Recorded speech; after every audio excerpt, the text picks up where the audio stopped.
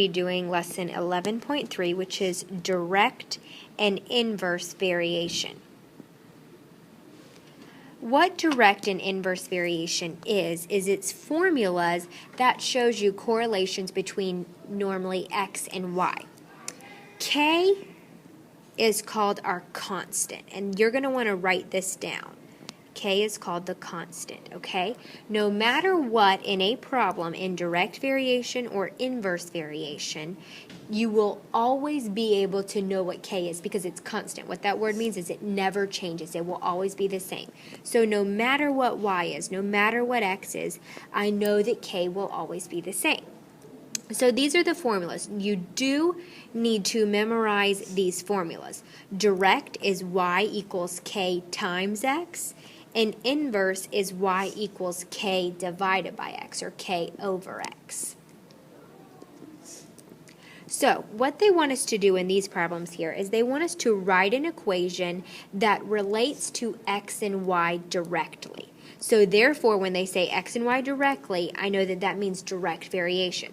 Well, we just got finished saying that our formula for direct variation is y equals k times x. But if you notice here, they only gave us y and they only gave us x. The whole point of direct and inverse variation is to find k, my constant. So what I'm going to do is I'm going to take the information that they've given me. I know that 4 is equal to y. I do not know what k is, but I know 2 is equal to x. So now, in order to find k, all I need to do is solve for k. So I divide by 2 on both sides, and I get k is equal to 2. Now, this is not my final answer. Anytime you have direct and inverse variation, you always have to take your original formula, y equals k times x, and only plug in what k equals. So my final answer would be written y equals 2 times x. So I want to go ahead and do the next problem. And again, they've given me what y and x equals, but I don't know what k equals, and I have to know what k equals. I know that I'm doing a direct variation, so I write y equals k times x. I've got to find what k equals, which is my constant. They've given me that 12 equals y.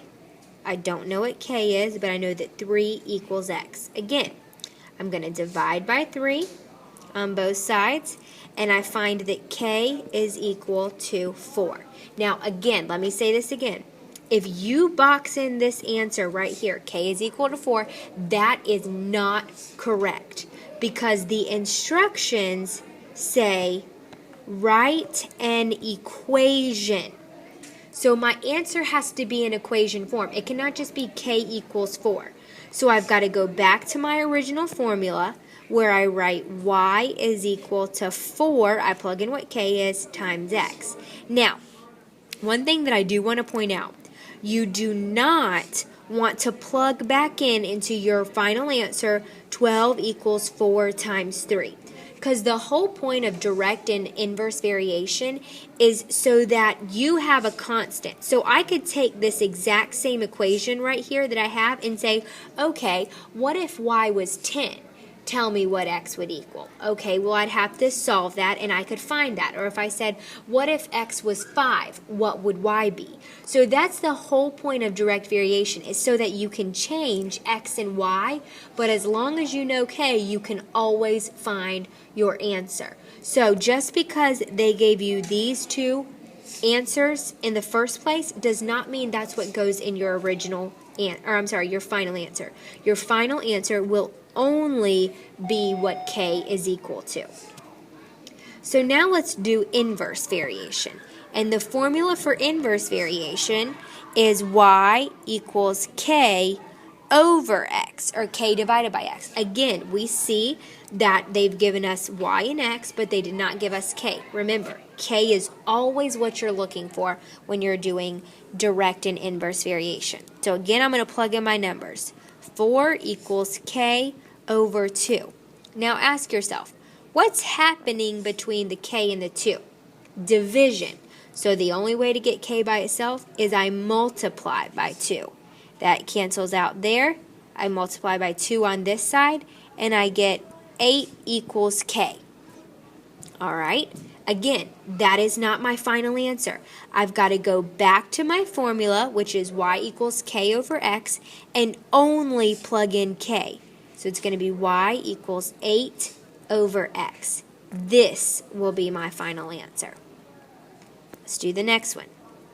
Again, they told us to write an equation that relates to x and y inversely, so I'm going to use this formula here, y equals k over x, and I'm going to plug in my numbers. 12 equals k, since I don't know what it is, over 3.